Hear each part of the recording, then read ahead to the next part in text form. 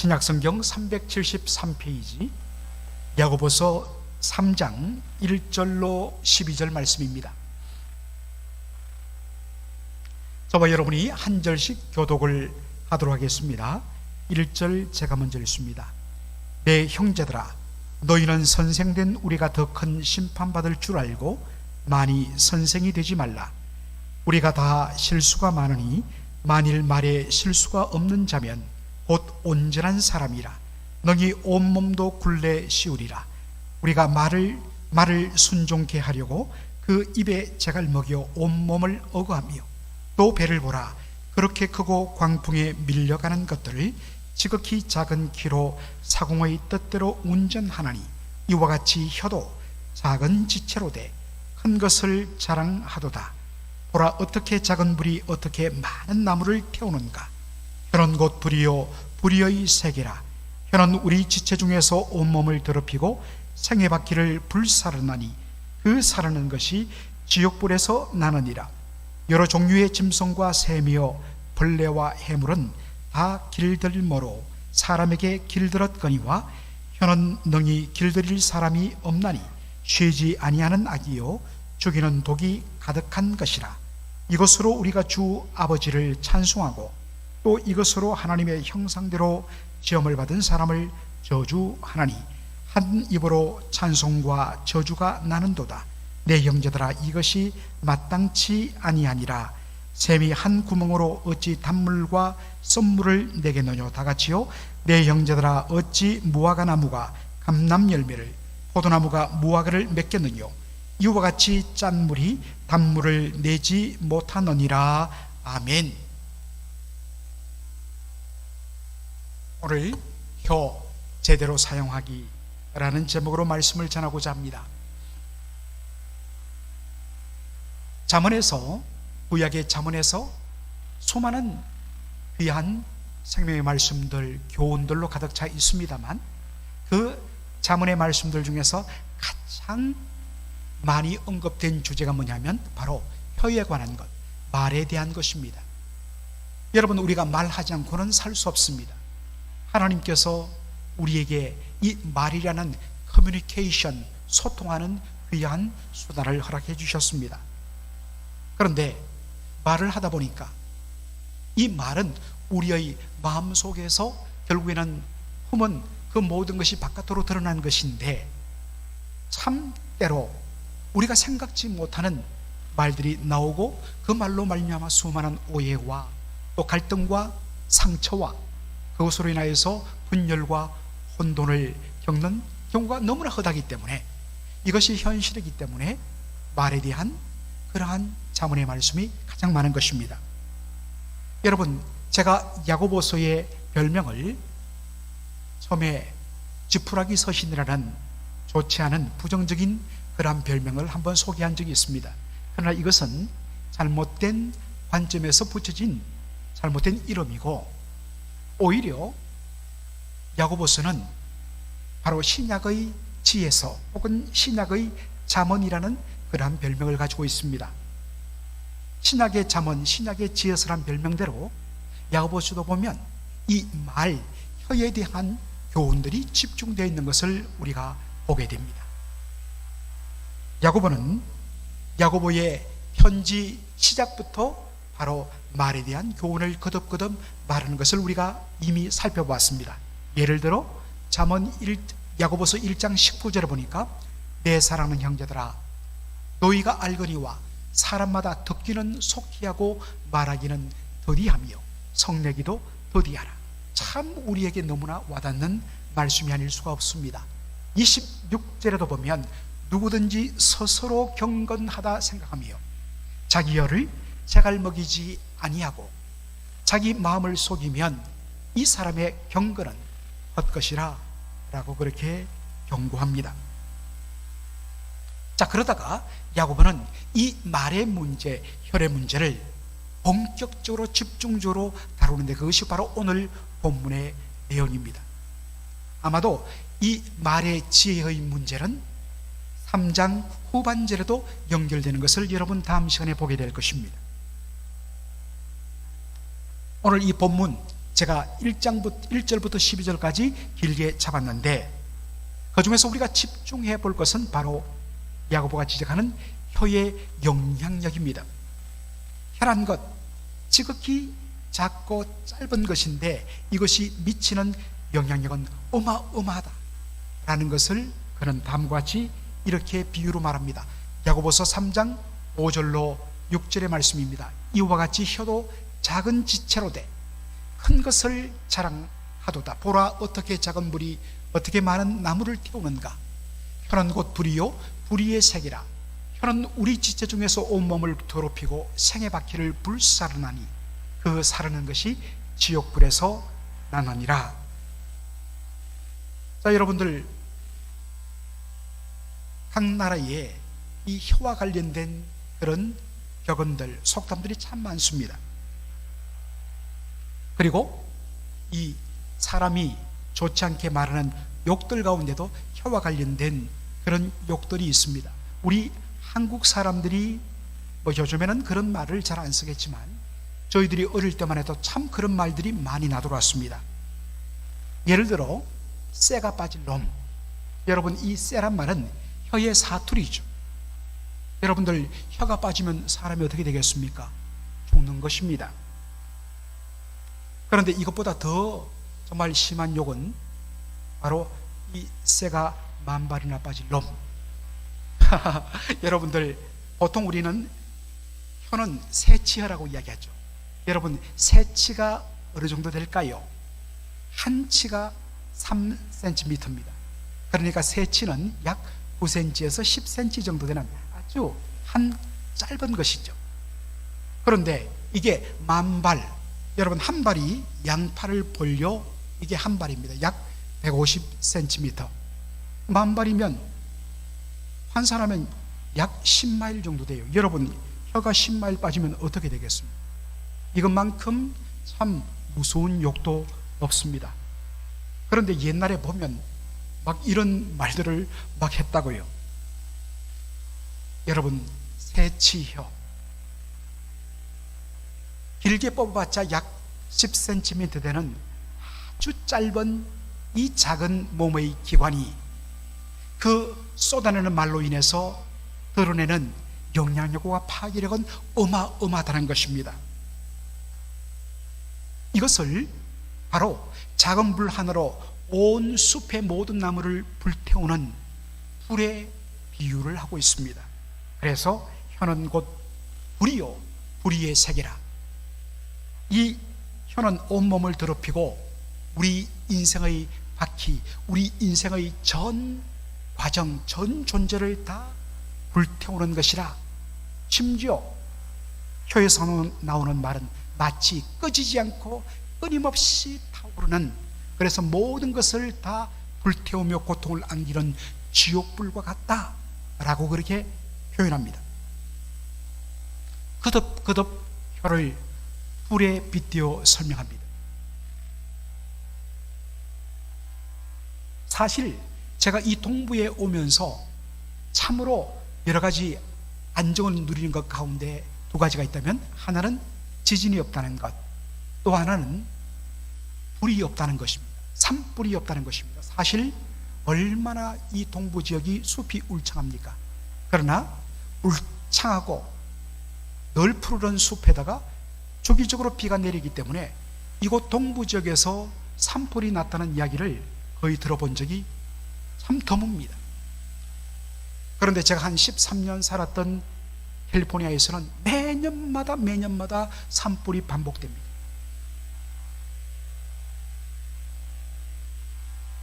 한 4월 정도가 되면 모든 풀들이 바짝 마르면서, 그리고 건조해지면서, 참 거기에 조그만 불 한시만 딱 붙었다면 그것이 강풍을 타고 온 산을 타고 해서 삽시간에 벌지니아 이런 전체 주위의 크기만한 것들을 한두 주 만에 태우면서 끊임없이 그렇게 타는 것을 매년 경험했습니다. 심지어는 이쪽에서 불이 붙으면요, 그 계곡 사이에 고속도로가 어마어마한 폭우로 놓아져 있는데도 불구하고 강풍에 의해서 그 불똥이 그 고속도로를 뛰어넘어 반대편 계곡으로 옮겨가면서 불이 계속해서 붙어갑니다. 정말 무섭습니다. 보통 우리 한국에는 이 산 쪽에 집을 지으면 옛날에는 달동네라고 해서 정말 가난한 판자촌들이 형성되어 있었습니다만, 미국 같은 경우에는 다들 좋은 그런 집들은 다 산자락이 짓습니다. 그런데 불이 타오르면 경찰들이 모든 동네를 다 가로막고, 그리고 집집마다 다니면서 사람들을 다 대피하라고 강하게 촉구를 합니다. 그런데 어떤 사람들은 이 집을 지키겠다고 끝까지 버티면서 빠져나가지 않고 지붕 위에서 물을 뿌리는 사람이 있습니다. 그런데 거의 10중 8구는 불에 타 죽습니다. 여러분 TV에서 봤지만 그 서부 지역에 불이 났을 때 그 수백만 불 하는 그 멋진 주택들, 대저택들이 불길에 휩싸여 갖고 삽시간에 수십 차가 타가는 모습을 여러분 보지 않았습니까? 한번 불이 붙으면 1, 2주는 기본입니다. 잡을 수가 없습니다. 그리고 심지어는 한 달, 두 달씩 타오르는, 지금도 계속해서 불이 한 달 이상 타는 것을 뉴스로 제가 확인했습니다. 그런데 그러한 화재는 대개 차를 타고 가다가 어떤 사람이 창밖으로 무심히 던져버린 담배꽁초, 그리고 캠핑을 끝마치고 불을 다 끈다고 그렇게 하고 내려갔는데 그 속에 정말 작게 남은 불씨 하나가 바람에 의해서 그렇게 발아되면서 삽시간에 온 산과 동네를 불태워버리는 것입니다. 야고보는 이 효에서 나오는 말이 우리의 생애의 수레바퀴를 불태운다고 이야기합니다. 생애 수레란 것, 생애 수레바퀴란 것, 이것은 우리 인생의 전 과정. 여러분, 한 인생이 태어나서 정말 70년, 80년, 요즘 90년, 100년까지 그 오랜 기간 동안 그가 그 시간을 통해서 쌓았던 모든 내적이고 외적인 것들, 그 인생의 전 존재가 다 한순간에 태워진다는 것입니다. 잘못된 말 한마디가 한 사람의 인생을 불태우고 한 사람의 인생을 지옥불 같은 고통 속에 밀어넣는 비참한 일을 일으킨다는 것입니다. 말이 얼마나 무섭습니까, 여러분? 그런데 정말 어떤 의미에서는 너무나 안타까운 일은 바로 야고보서 3장 8절의 말씀입니다. 혀는 능히 길들일 사람이 없나니 쉬지 아니하는 악이요 죽이는 독이 가득한 것이라. 이 땅에 존재하는 모든 짐승들, 동물들, 그리고 하늘의 새들, 그리고 땅에 기는 것들, 심지어 바다의 해물까지 시간이 걸리긴 하지만은 많은 경우 다들 길들여집니다. 그래서 우리가 여러 그런 어떤 그러한 것들을 모아놓은 그런 쇼들을 우리가 구경하기도 하죠. 야, 어떻게 새가 저렇게 행동할까? 어떻게 저 맹수가 저렇게 온순할까? 어떻게 돌고래가, 그리고 저 바다의 수달들이 저렇게 잘 따라할까? 참 신기할 경우가 많습니다. 길들여집니다. 그런데 유일하게 길들여지지 않는 것이 뭐냐면 사람의 혀라고 이야기합니다. 혀는 쉬지 않는 악이요 죽이는 독이 가득한 것이라고 말합니다. 여기 쉬지 않는 악이란 말, 끊임없이 쉼없이 그 악독을 쏟아내는 혀, 그런 의미도 되겠지만 쉬지 않는다는 이 말은 언제나 돌발적으로 나오기 쉽다는 말입니다. 평상시에는 마음에 본인 스스로가 조심하려고 애를 씁니다. 정상적인 상황에서는 그러한 말조차 상상하기 어렵습니다. 그런데 어떠한 순간에 딱 부딪히면 자기도 모르게 통제가 되지 않고 마음속에서 상상하지도 못했던 그런 말들이 불쑥하고 터져 나옵니다. 한 번 말을 쏟아내면 주워 담기가 어렵지 않습니까? 얼마 전에 인터넷에 보니까 중국에서 동물원에서 20명 격의 사육사가 호랑이 바로 그러한 사육 우리에 들어갔다가 그만 호랑이에게 물려 죽는 사건이 발생했습니다. 끔찍하죠. 평소에 이 호랑이를 잘 훈련시켰고 평소에 늘 먹이를 주던 사육사였습니다. 그런데 그렇게도 온순하던 호랑이가 무슨 일인지 갑작스럽게 야성이 발동하면서 덥석 자기를 돌봐주었던 사육사를 물어 죽인 사건이 있는 것입니다. 바로 이것입니다. 온전히 길들여지지 않으면 어느 사이에 불쑥하고 돌발적으로 나오는 것, 이것이 쉬지 않는 악이라는 말입니다. 어느 순간에 통제되지 아니하고 불쑥 나온 돌발적인 그러한 강한 말 하나가 수많은 사람들에게 상처를 주고 고통을 주는 일들이 비일비재합니다. 여러분, 우리가 예수 믿기 전에는 나름대로 정도의 차이는 있지만 그래도 자신이 한 말에 대하여서 그렇게 크게 후회하지 않았습니다. 심각하게 생각지 않았습니다. 그런데 예수 믿고 거듭난 이후로, 주 예수를 믿는 이후로 사정이 달라졌습니다. 예수 믿고 구원받는 순간에 우리의 신분과 소속은 달라지기 때문입니다. 믿기 전에는 우리가 흑암의 권세 아래 놓여 있었습니다. 그런데 예수 그리스도를 믿는 순간 하나님께서 우리를 하나님의 아들의 나라, 그리스도께서 다스리는 나라로 우리를 옮겨주셨습니다. 그 결과로 예수 믿는 그 순간부터 우리가 의식하든 의식하지 못했던 우리의 신분과 소속은 바뀌어진 것입니다.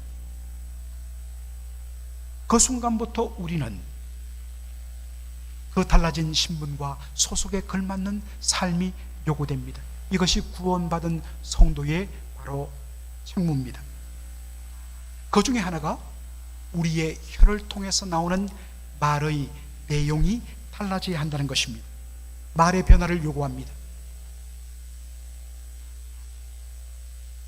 사랑과 축복의 말이요, 위로와 격려의 말이요, 감사의 말이요, 말 한마디를 하더라도 은혜로운 말을 통하여 다른 사람들에게 덕을 세우는 것, 이것이 마땅히 달라진 신분을 가진 우리에게 요구되는 말입니다. 그런데 문제는 예수 믿고 구원받고 주님의 전적인 은혜로 우리가 의롭다함을 받았는데 그 은혜의 축복에 걸맞는, 그 신분에 걸맞는 삶이 아직 우리가 준비되지 않았다는 것입니다.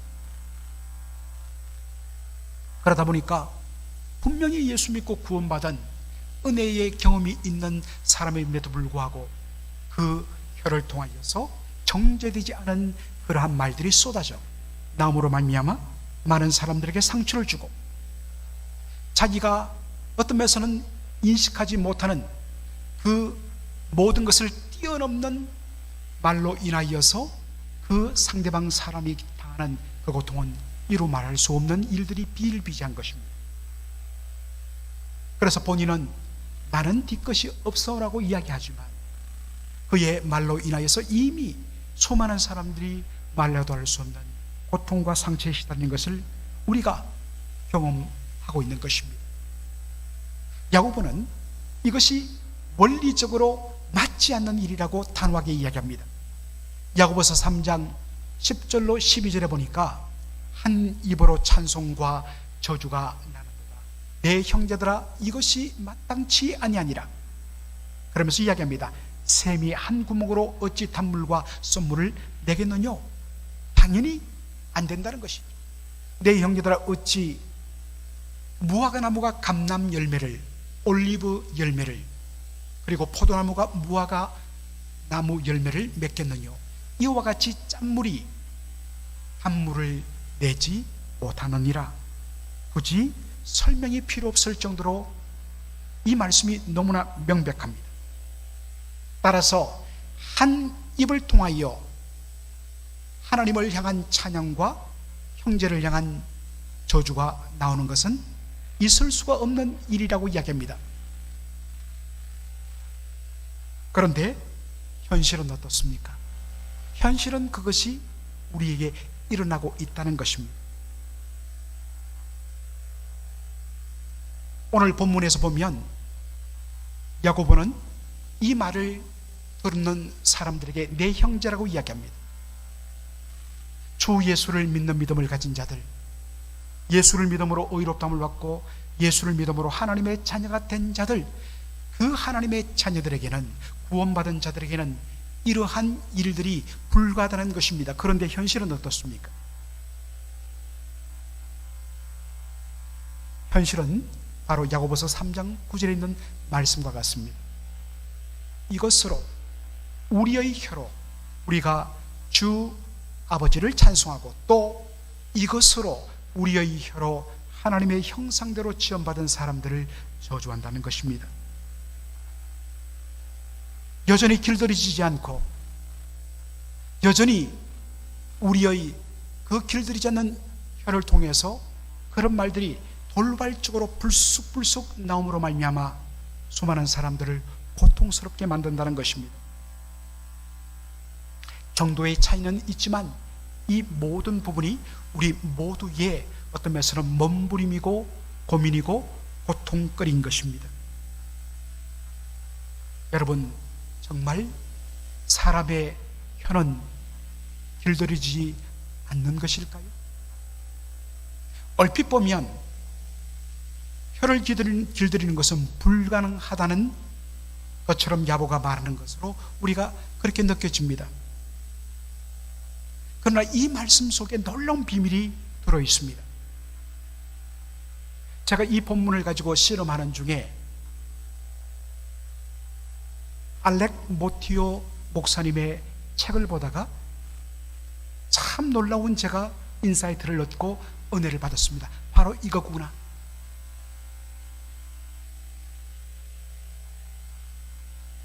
사도행전 2장을 보면 오순절 강림 사건이 나오죠. 예수님 성찬하신 후에 예수님의 제자들이 다락방에 모여서 약속하신 성령을 간절히 구하고 있는 데에 오순절 날이 임했을 때에 바로 급하고 강한 바람 같은 소리가 나면서 혀에 불같이 갈라지는 것들이 보이면서 거기에 모인 모든 사람들 한 사람 한 사람 위에 성령이 강하게 임했습니다. 오순절 성령 강림 사건입니다. 그 결과 어떤 일이 벌어집니까? 사도행전 2장 4절의 말씀입니다. 저희가 다 거기에 모인 모든 제자들이 다 성령의 충만함을 받고 성령이 말하게 하심을 따라 다른 방언으로 말하기를 시작하니라. 순복음 교회에서는 굉장히 은사를 강조하고 그분들은 모든 은사의 출발점은 방언이라 하면서 그들의 교단 이름 펜테코스탈 오순절 교회란 이름 그대로 그 기준을 사도행전 2장 4절에서 찾습니다. 그러나 여러분, 여기에서 말한 다른 방언이라는 것은 고린도 전서 12장부터 14장에 나오는 성령의 은사로서 방언과는 다른 것입니다. 왜냐하면 오늘 시간 관계상 찾아보지는 못하겠지만 이들이 성령이 말하게 하심을 따라 방언으로 그렇게 말을 했을 때에 그 자리에 모여 있던 각 지역에서 왔던 다른 언어를 사용하던 사람들이 그들이 태어난 그들의 모국어로 그들의 랭귀지로 사도들이 말하는 이 내용을 다 알아들었기 때문입니다. 그래서 어떤 영어 성경에는 여기에 말하는 방언을 foreign language, 외국어로 번역합니다. 이것이 옳습니다.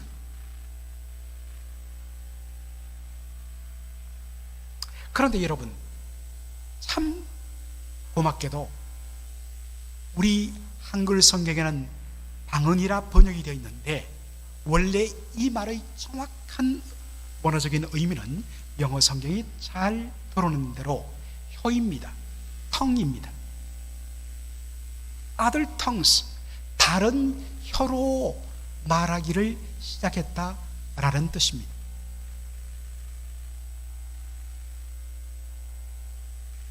오순절날 성령의 강림을 경험하기 전, 성령 받기 전에 제자들의 혀는 길들여지지 않아서 쉬지 않는 혀요, 정말 생의 불바퀴를, 한 사람의 전 인생을 송두리째 무너뜨리는 무서운 지옥불과 같은 것이었습니다.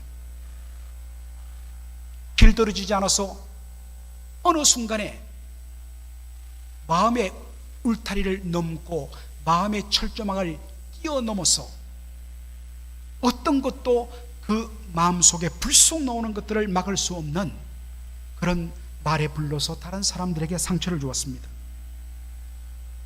그런데 성령이 강하게 임하면서 그들의 혀, 성령 받기 전이나 받은 후나 그들의 혀는 똑같은 위치에 있었는데 혀가 달라졌다는 것입니다.